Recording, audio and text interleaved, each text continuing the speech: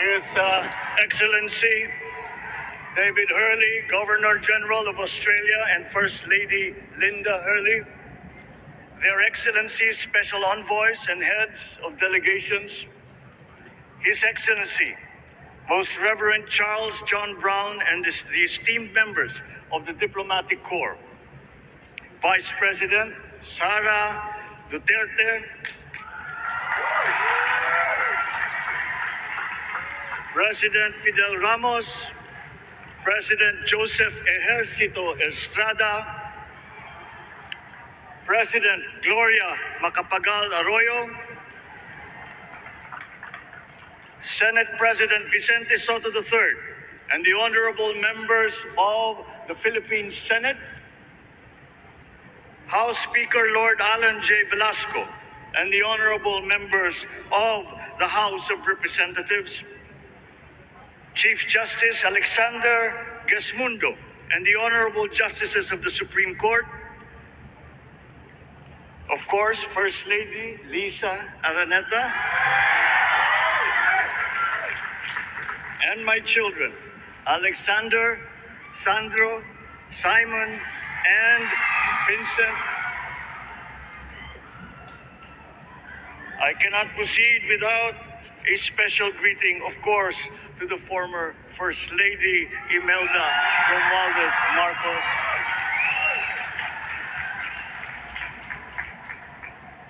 Other distinguished guests, ladies and gentlemen, my friends, ang aking minamahal na mga kababayan, magandang tanghali po sa inyong lahat. This is a historic moment for us all. I feel it deep within me. You, the people, have spoken, and it is resounding. When my call for unity started to resonate with you, it did so because it echoed your yearnings, mirrored your sentiments, and expressed your hopes for family, for country, and for a better future. That is why it reverberated and amplified as it did, to deliver the biggest electoral mandate in the history of Philippine democracy.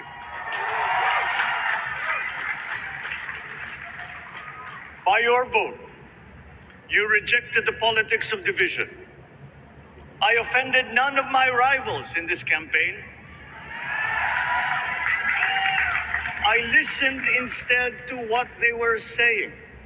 And I saw little incompatibility with my own ideas about jobs, fair wages, personal safety, and national strength, and ending want in a land of plenty.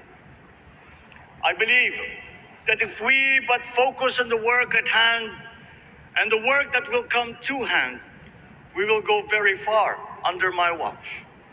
You believe that too. At pinakinggan ko ang tinig ninyo na ang sinisigaw ay pagkakaisa, pagkakaisa, pagkakaisa. We will go farther together than against each other, pushing forward, not pulling each other back, out of fear, out of a misplaced sense of weakness. But we are the furthest from weak. The Filipino diaspora flourishes even in the most inhospitable climes, where they are valued for their quality. The changes we seek will benefit all and will shortchange no one.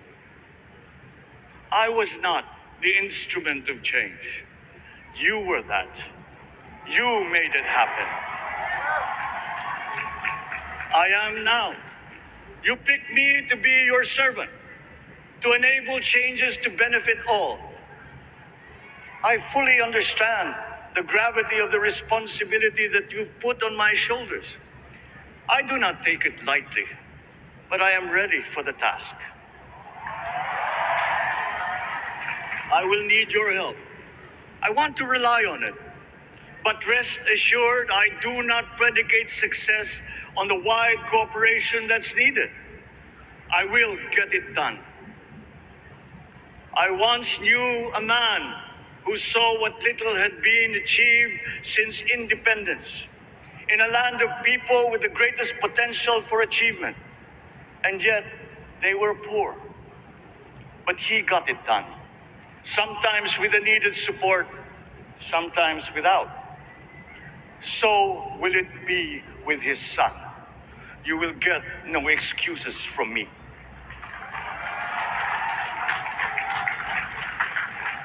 I am here not to talk about the past. I am here to tell you about our future.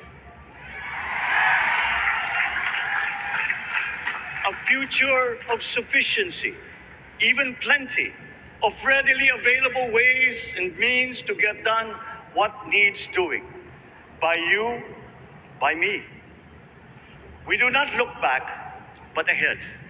Up the road that we must take to a place better than the one we lost in the pandemic. Gains made and lost, opportunities missed, well-laid plans superseded by the pandemic. Indeed, ours was the fastest growing economy in ASEAN by ways now outdated. We shall be again by a radical change in the way the world must now work to recover what we have lost in that fire and move on from there. We face prospects of the spread of the war abroad, of which we are totally blameless. We seek friendship with all. But our countries like ours will bear the brunt of it. And if the great powers draw the wrong lessons from the ongoing tragedy in Ukraine, the same dark prospect of conflict will spread to our part of the world.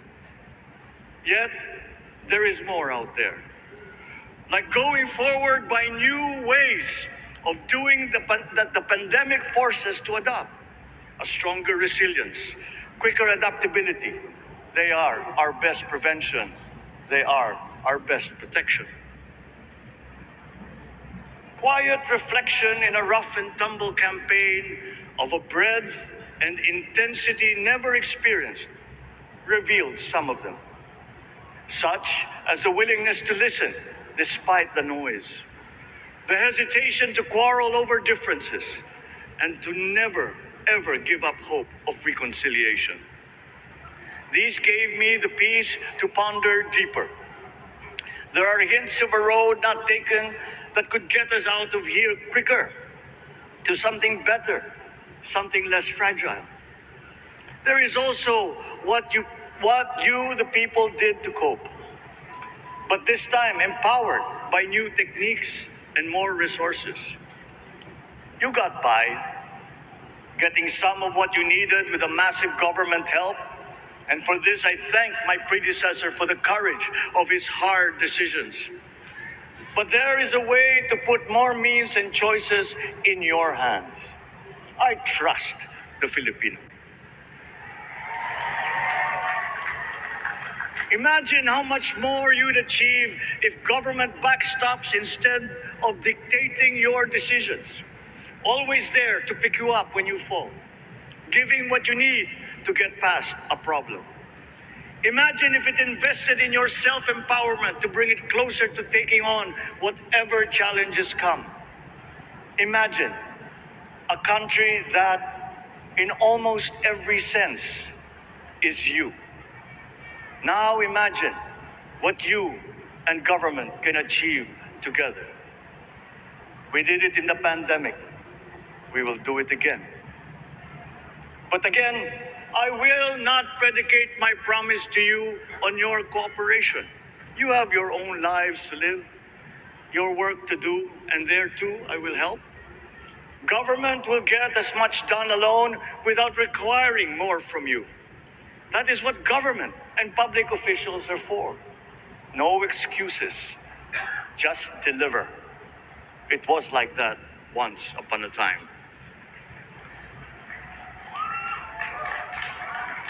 I did not talk much in this campaign. I did not bother to think of rebutting my rivals. Instead, I searched for promising approaches better than the usual solutions. I listened to you. I did not lecture you who has the biggest stake in our success. And the forthcoming State of the Nation will tell you exactly how we shall get this done. In this fresh chapter of our history, I extend my hand to all Filipinos. Come, let us put our shoulders to the wheel and give that wheel a faster turn to repair and to rebuild and to address challenges in new ways, to provide what all Filipinos need, to be all that we can.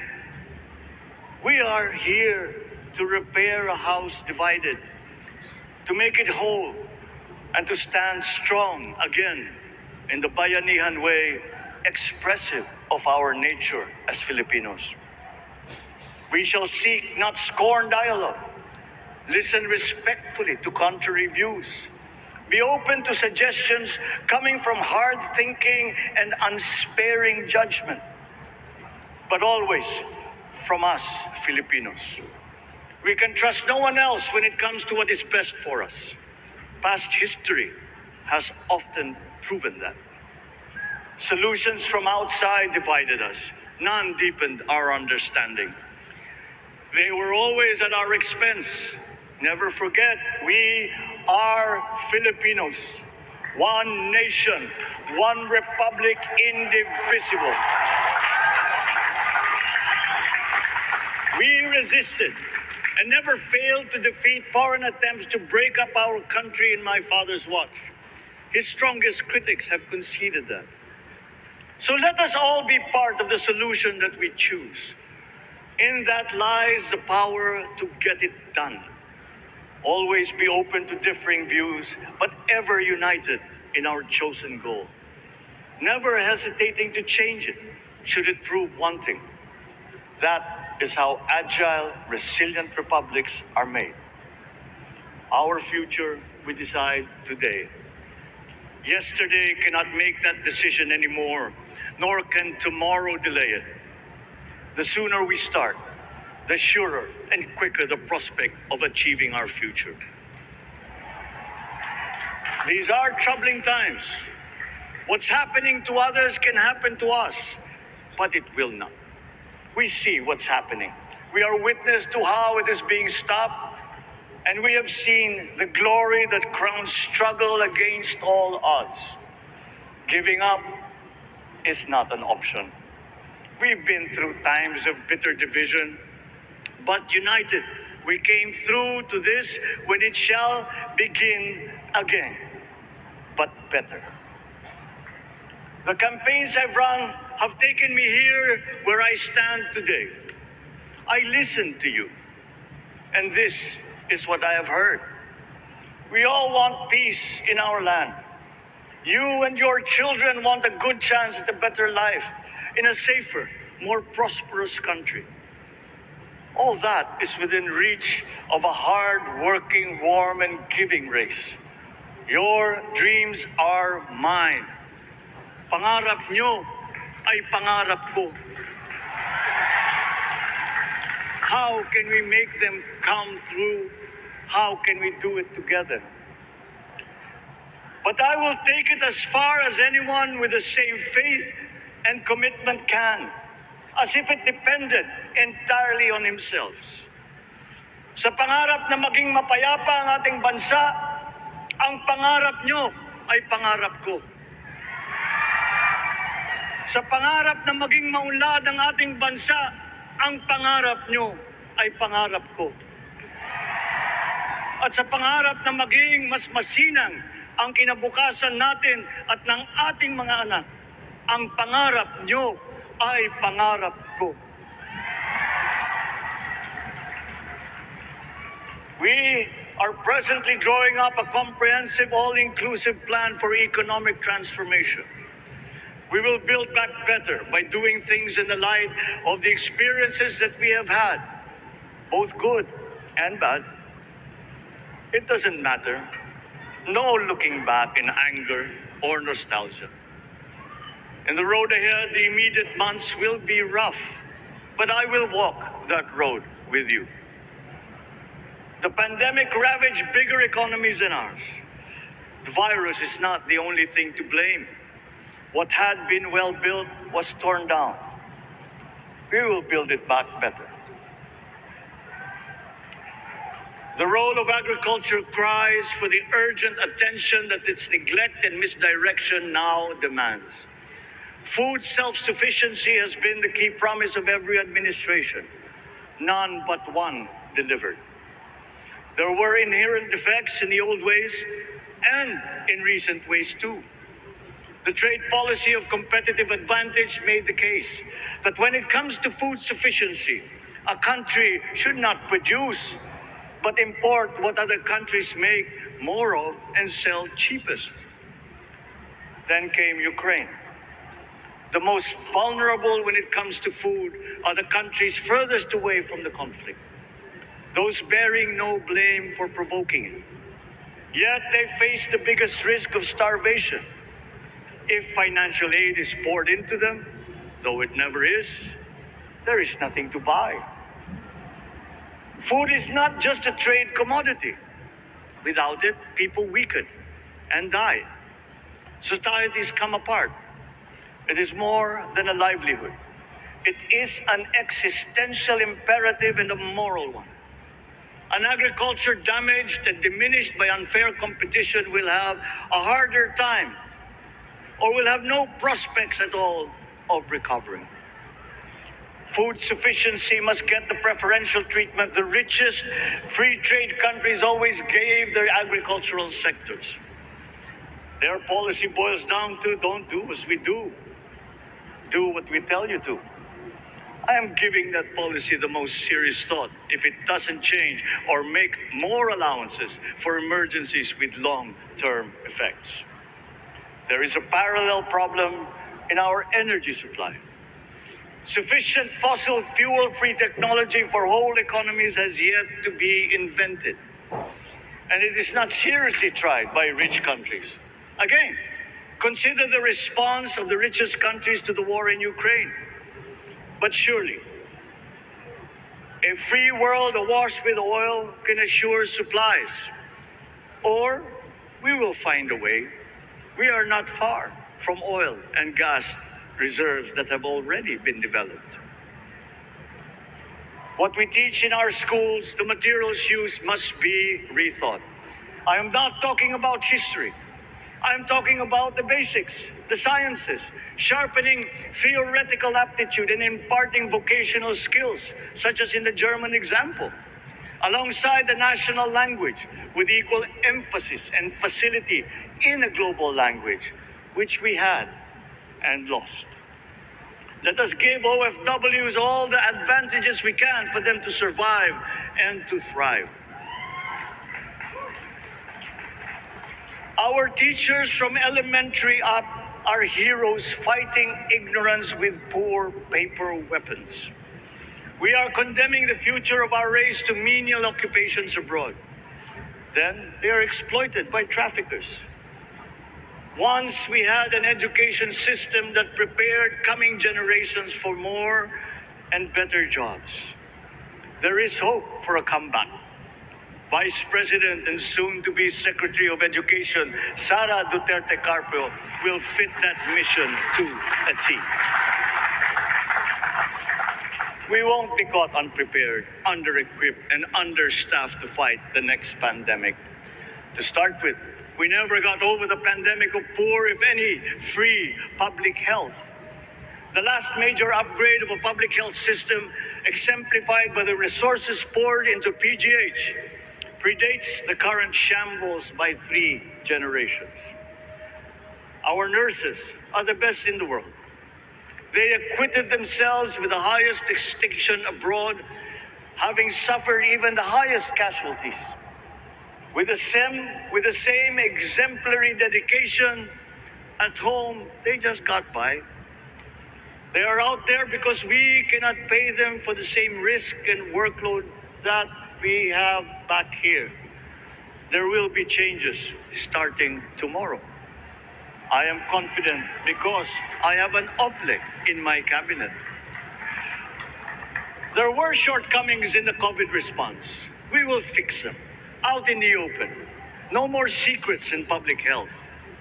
Remember, I speak from experience. I was among the first to get COVID. It was not a walk in the park. My father built more and better roads, produced more rice than all administrations before his. President Rodrigo Roa Duterte built more and better than all the administrations succeeding my father's. Much has been built, and so well, that the economic dogma of dispersing industry to develop the least likely places has been upturned. Development was brought to them. Investors are now setting up industries along the promising routes built. And yet, the potential of this country is not exhausted. Following these giant steps, we will continue to build. I will complete on schedule the projects that have been started. I'm not interested in taking credit. I want to build on success that's already happening. We will be presenting the public with a comprehensive infrastructure plan. 6 years could be just about enough time. No part of our country will be neglected. Progress will be made wherever there are Filipinos, so no investment is wasted. The recovery of Philippine tourism, with its emphasis on accessing nature's beauty, I am sure will exceed expectations. And bigger is not always better, but there's something to be said for economies of scale. And yet the country invites investments in fast-rising industries with quick returns and inflicts irreparable damage for future generations. We have yet to see large-scale practical solutions to pollution, though some are beginning to emerge. But there are tried and proven new ways of mitigation. Blades have been turning over the sand dunes of Ilocos Norte, harnessing a power all around, but unseen, long before this day. I built them. The rich world talks a great deal, but does a lot less about it than those with much less, but who suffer more death and destruction from climate change and lack of adaptation. We will look to our partners and friends to help the Philippines, who, despite having a very small carbon footprint, is at the highest risk. First, spare victims, then help them recover, and move on to lessen the harmful impact of climate change. We too have our part to play. We are the third biggest plastics polluter in the world, but we won't shirk from that responsibility. We will clean up. You will not be disappointed, so do not be afraid. With every difficult decision that I must make, I will keep foremost in my heart and in my mind the debt of gratitude I owe you for the honor and responsibility that you have conferred on me. Whatever is in a person to make changes for the better of others, I lay before you now in my commitment. I will try to spare you. You have your other responsibilities to carry. But I will not spare myself from shedding the last bead of sweat or giving the last ounce of courage and sacrifice. And if you ask me why I am so confident of the future, I will answer you simply that I have 110 million reasons to start with. Such is my faith in the Filipino.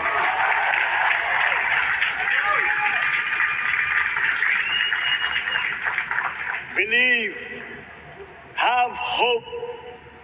The sun also rises like it did today and as it will tomorrow.